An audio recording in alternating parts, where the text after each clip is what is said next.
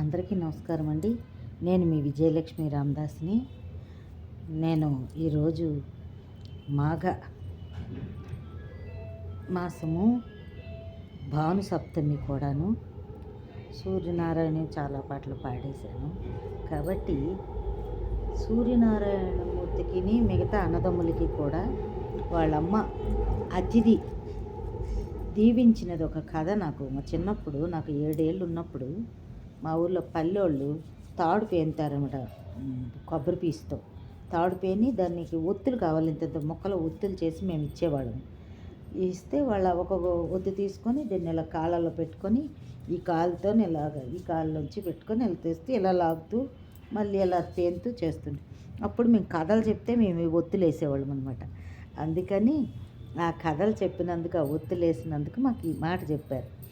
అతిథి అమ్మ పిల్లలందరినీ పిలిచి, ఏంద్రా ఇంత సంతోషంగా ఉన్నారు, ఎక్కడికి వెళ్తున్నారని అయ్యా అని అడిగిందట.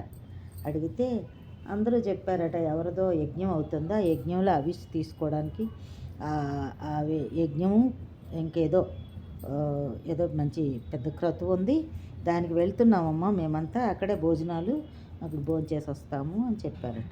సరే వెళ్ళరండి నాయన అందట. అష్టదిక్పాలకులు కూడా వెళ్ళారు.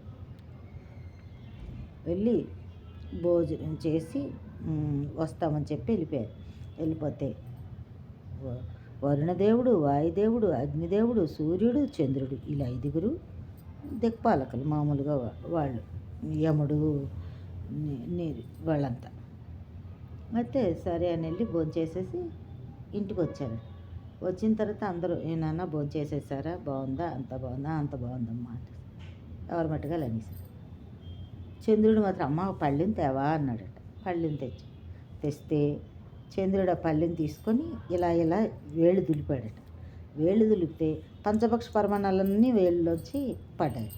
ఏమంటే ఆయన గోళ్ళు పెంచేసి గోళ్ళు నిండా పెట్టిన పదార్థాలన్నీ గోళల్లో ఇరికించుకున్నాడు. ఆయన ఇరికించుకొని, అరే మేము తింటే మా అమ్మకి ఈ షడ్రసోపేత రుచికరమైన పదార్థాలు ఎవరు పెడతారో, అమ్మకి లేవని కాదు, తల్లి మీద ప్రేమతో నేను తీసుకెళ్దామని మనసులో అనుకుని గోళ్ళు పెంచి గోళల్లో పట్టుకొచ్చాడంట. వచ్చి అమ్మ ప్లేట్లో దులిపితే అమ్మ చాలా సంతోషించిందట. 2 కొడుకులు ఉన్నారు నాన్న, నాకు నువ్వు భోజనం తెచ్చావు, నాకు ఇంతవరకు ఎవరు భోజనం పెట్టలేదు, ఇలాగే కొడుకులు తెచ్చి, చాలా మంచిది నాన్న అని చెప్పి అమ్మ చెప్పిందంట. నాన్న సూర్యుడా, నువ్వు ఎండ ఎక్కితే ఒక తప్పు, ఎండ ఎక్కకపోతే ఒక తిట్టు. నువ్వు ఎండ ఎక్కినా తిడతారు, ఏం ఎండ మండిపోతుందని. ఎండ ఎక్కకపోయినా ఏం దిక్కుమాలి ఎండ, మబ్బు అని తిడతారు. తర్వాత వర్షం వచ్చినా తిడతారు, వర్షం రాకపోయినా తిడతారు. వరుణదేవా, నీకు వర్షం వచ్చినా వర్షం రాకపోయినా ఏం దిక్కుమాలం అని, పడలేదని లేకపోతే దిక్కుమాలం అని, తగ్గలేదని తిడతారు. తర్వాత అగ్ని, నువ్వు పొయ్యి మండినా తిడతారు, మండకపోయినా తిడతారు నిన్ను జనులు అని అగ్నిదేవుడికి చెప్పిందట. తర్వాత వరుడు, గాలి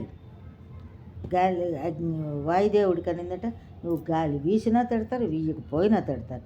గాలి గట్టిగా వేస్తే పెనుగాలి, హోరుగాలి అని తిడతారు.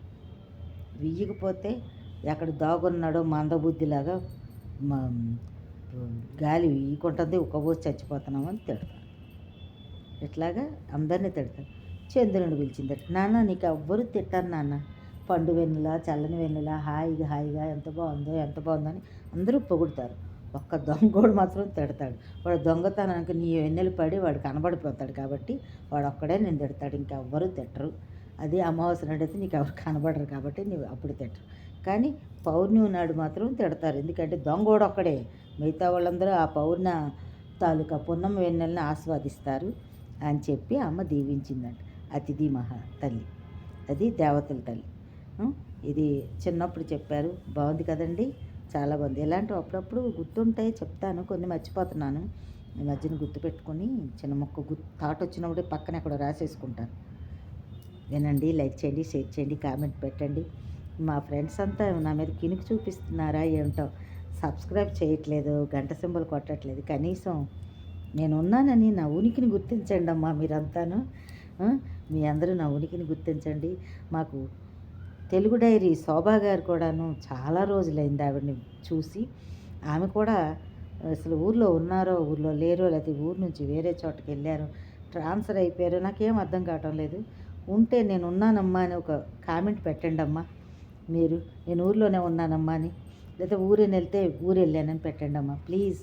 మిమ్మల్ని మిస్ అవుతున్నాను, నేను మిస్ అవుతున్నాను. ధన్యవాదములు. నమస్తే.